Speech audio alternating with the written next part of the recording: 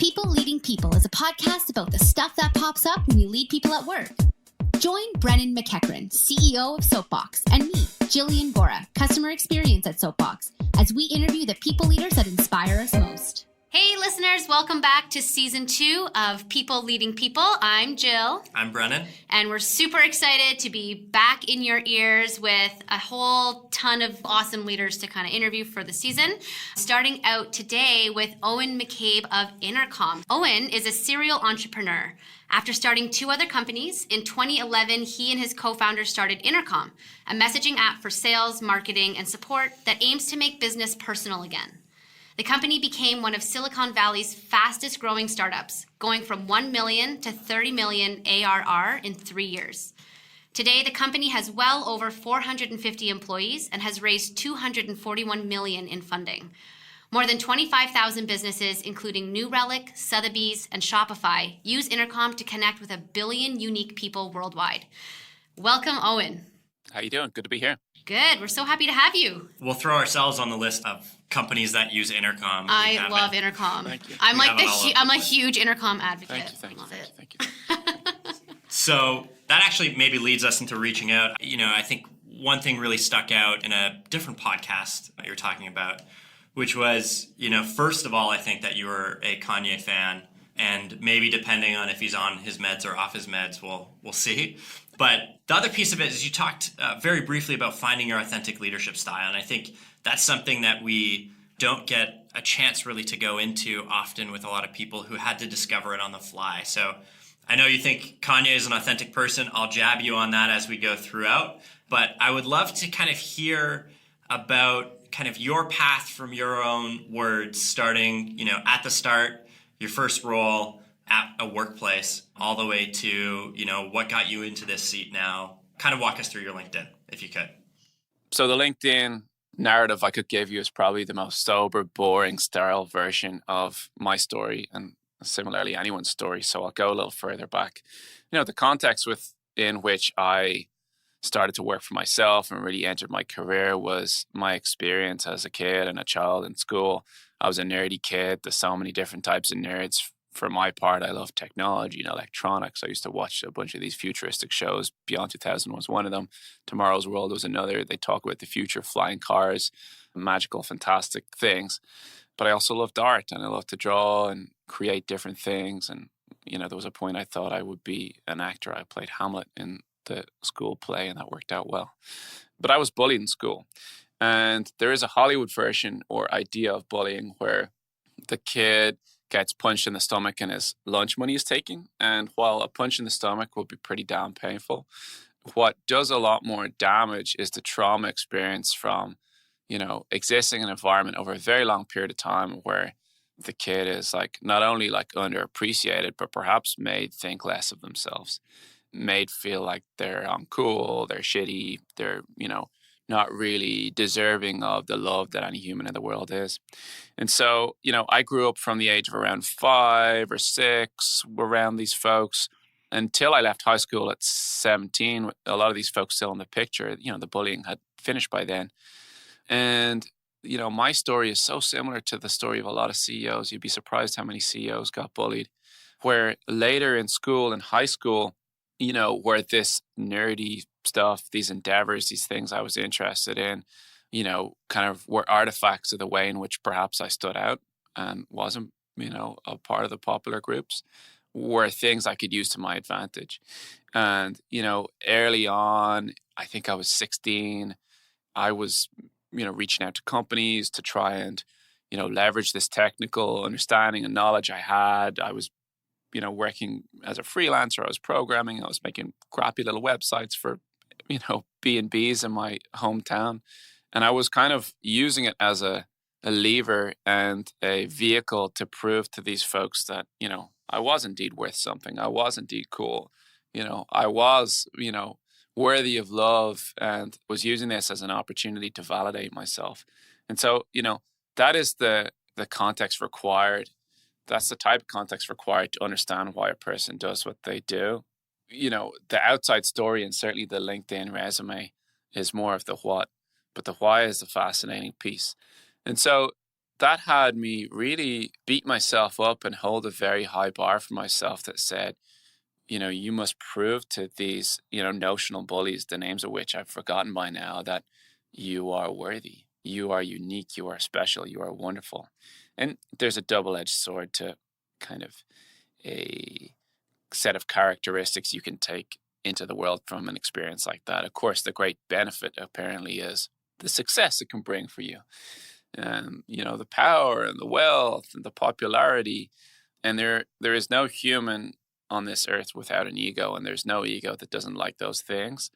And yet at the same time, it is a challenging existence that which has you constantly try and prove yourself and require that outside elements and forces validate your and validity and worth. So that was the setup. And then the less interesting things happened after that, which was I just kept starting businesses. I started trying to be successful in a bunch of different endeavors, and we can get into those if you like to. But, I had my first and last job at the age of 16. It was in a local hotel. I was clearing tables, and I think I was 2 or 3 weeks in when it ended in a fiery argument. I couldn't stand being told what to do by the hotel manager. I resigned with a long list of things he needed to improve with the business.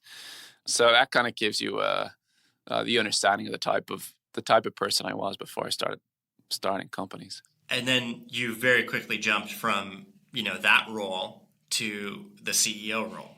And I think you've been there since. Is that correct?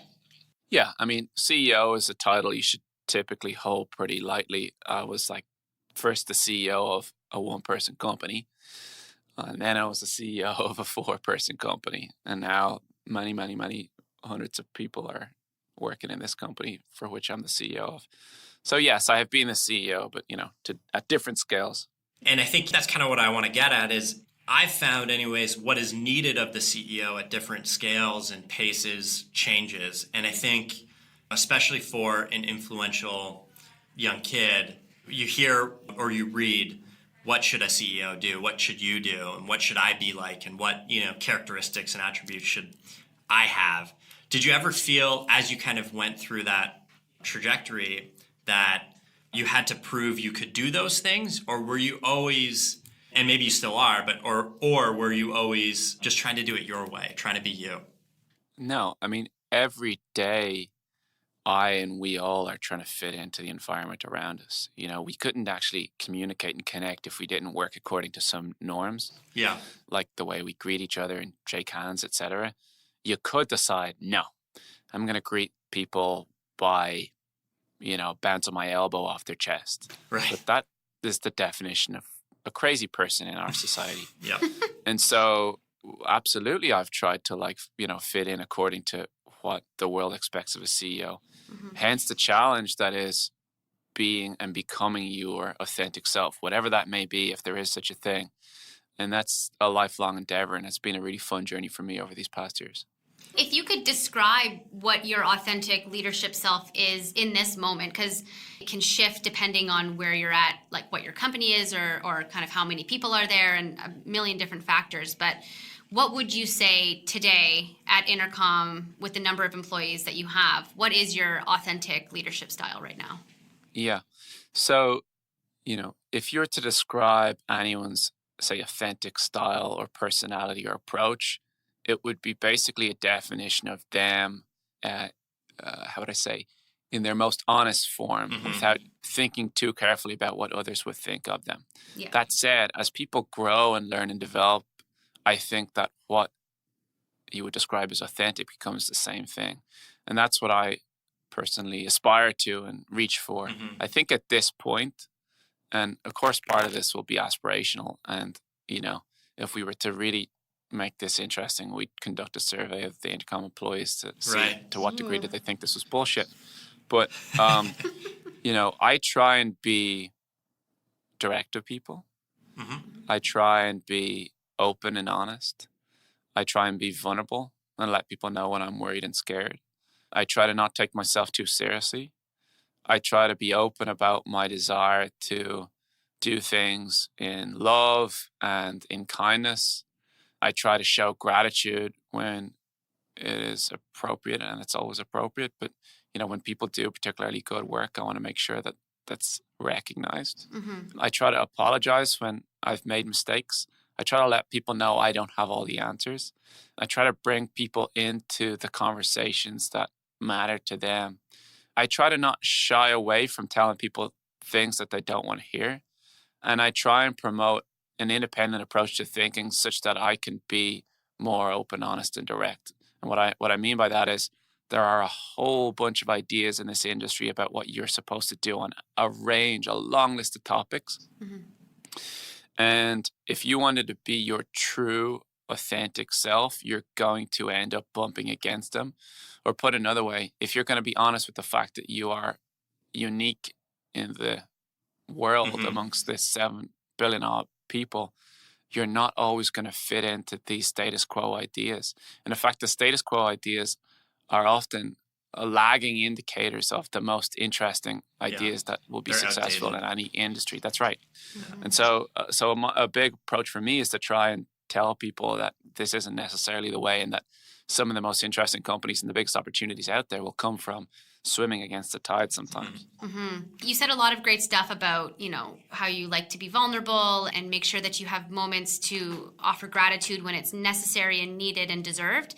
That's the kind of stuff that I think about, and I'm like, that would be a lot easier to do if your company had 25 people than if your company had 100 or 300 or more than 450, like getting into the thousands. If we can get super concrete for a second, and if we have some listeners who are maybe about to hit that 100, 150 mark, what are some organizational habits or things that you can design into the way that your organization works day to day that allow for those authentic moments to happen? Well, I think there's a process here, and it's actually about building a relationship with your staff. If you think about two individuals, the best model a lot of people have for this is, say, like an intimate or romantic relationship with a significant other, Mm-hmm. but maybe also a family member, where there is a very deep amount of trust such that you can say what's on your mind and tell the truth without fear of judgment or without fear of losing their love. And so what you need to do to be able to be open, honest, direct, and vulnerable and authentic is to first lay that groundwork and be real with people. And so it's an ongoing practice. You can't just break it out when required. Yeah. You need to be open with people and practice integrity. There is no shortcut to it. Mm-hmm. And so, whenever you're tempted to message something and try and spin something, Mm-hmm. ask yourselves, is the truth so bad? And do I have the confidence to let people know what's really going on? And, what's the worst that would happen if I did? Like, maybe it's a show of strength if I say to people, hey, this one leader left and we're disappointed. We're bummed. We must have messed up. Yeah. Maybe people will say, oh, shit, yeah, like, it is a bummer that leader left, but, at least no one's sugarcoating it, and our leader feels what we feel. Because the problem is when you, tell little white lies and fibs and message things, Mm-hmm. It's rarely effective. If you go and say, hey, some leader's leaving, and actually it's great news, and we're really, really happy about it, you might even be tempted in private to say, hey, we're going to let them go, etc. Don't think for a second that your employees, your people on the ground in the mix, don't at the very least suspect that there was more to the story, that you aren't disappointed, if not know the facts, because people talk. Yeah. And so a lot of the inauthentic approaches to communication and leadership and management, I don't believe work anyway. Mm-hmm. And so being real with people very rarely costs you and wins real trust that you can depend on deeply in the future. And that type of trust is the trust that you can then later use to say, hey, this thing happened in the business, or we made a mistake, or someone's leaving. And guess what? It's actually not a problem. I'm actually not worried about it. And then people will say, okay, he's real with us and I believe him. Yeah. Moving on. Did that come naturally to you? And I'm kind of jumping back to where we started in the interview. going up in front of 600 people and being vulnerable and saying, hey, I'm bummed, I'm upset, maybe we screwed up here, I don't feel so great about it, and kind of laying it out, being, yourself in front of that large group of people. Does that give you pause now? Did it give you pause at the time? Is that a lesson you learned, or is that something that you just, continued all the way through? It's something I learned. And if you, again, think of the setup here, I've really only ever worked for myself. I'm 34, so still young in business and as a CEO and an executive. Mm-hmm. And not only did I get into this trying to prove myself and trying to prove to others some certain thing, trying to create some image. I was far from being my authentic self back then. My authentic self probably wanted to go out and play and ride a bike and climb a tree, give or take. Yep. Don't we all? Absolutely. Yeah. Rather than responding to requests for proposals and putting Right. invoices together. So I started from an inauthentic place to some certain degree. And then also, you talked about expectations for what a CEO should be. Think of the model of your typical CEO and leader. They look perfect and they're strong Mm-hmm. and they're confident and they're infallible and they've got it all figured out and they're grown up and wise and mature. And I was none of those things. And by the way, secret is nobody is all those things. Yeah. Nobody is. Mm-hmm. And so I also came into this world not only trying to create an external image to prove myself and, gain love, but also to try and play the part of CEO. Yeah. And so I had to learn that, hold on a second, this is just a label, an identity I'm adopting for myself. And there are so many labels we adopt in society, and it's a self-imposed set of restrictions. And maybe not only would starting to shed some of those lighten the load of being a CEO, think of the life of trying to be somebody else. At every stage, every step, you're worried that someone might see you being the thing you want them to think you are. Mm-hmm. Right? There's a lot of energy. There's a lot of life energy in that. You're holding your body in a certain way. Your expression in your face, the way you speak, the words you use, the things you decide to not say, the secrets you keep, the friendships you can't have. It's painful. Yeah, to exhausting. not be you. It's funny. It's exhausting. As you're saying that, I'm smiling because I'm just remembering the conversations I've had with my co-founder over the years. And we always end up, it's we're too tired for that. We're too old and tired to do that. Too old. I just don't have the energy. And I think it's funny how how exhausting it is to try to pretend. Yeah, Yes, but and I mean that you have the energy, but it's not best used in that direction. There's so many other places to put your energy.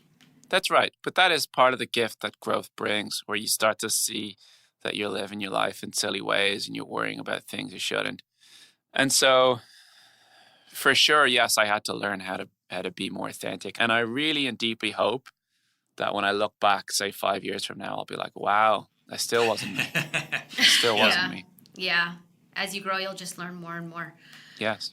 Okay, so, we'd love to move on to the next segment of our show, which is called The Secret Question, my personal favorite part of the show. So what we need you to do, Owen, is to please pick a number from 1 to 3. My lucky number is 7. So that's not useful. No. Well, I will pick 1. All right. Ooh, I like this question. What's the one thing you've done as a leader that has made you 10 times more productive? I mean, this is based on the idea that I am productive. The CEOs are often the least productive. Oh my goodness. 10 times more productive. It probably ties into much of the things we've been discussing. And not only as you kind of grow in your role, do you realize there's an authentic version of what a CEO means to you, but you also start to get comfortable with the things that you are and are not good at.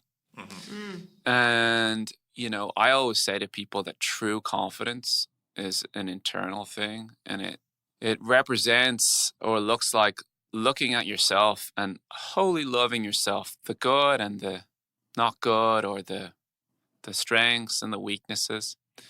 And as you become more authentic and you know you and you're comfortable and confident to be you, you're also happy to say, hey, I'm not good at these things. I'm not going to try and impress people. I'm not going to try and be the hero here. We hired a COO a little over a year ago. Her name's Karen Peacock, and she was an SVP at Intuit. And Intuit is, one of the really, truly great technology companies. And, she has over 10 years of experience there. And when she came in here, I was embarrassed to give her shitty work. I was like, no, I got that, Karen. No worries. I was embarrassed to give her certain things. I was still trying to keep up appearances that I could handle everything. Mm-hmm. And that was just not only disingenuous and false, but it was inefficient. And so I've got even more productive in this last year by being honest with the things that is just not my forte. Mm-hmm. And I think, especially for a founder CEO who started doing everything. Yeah. I'll say two things. One, they take great pride in being able to do everything, and they're willing to do everything, and they want to set the example for the rest of the company that they'll happily roll up their sleeves and clean the toilet. Although I've literally never done that, I'm afraid to admit. Not quite yet, No, well, yeah, perhaps the time has passed. Yes. But at large, I think they think that they're better at things than they are.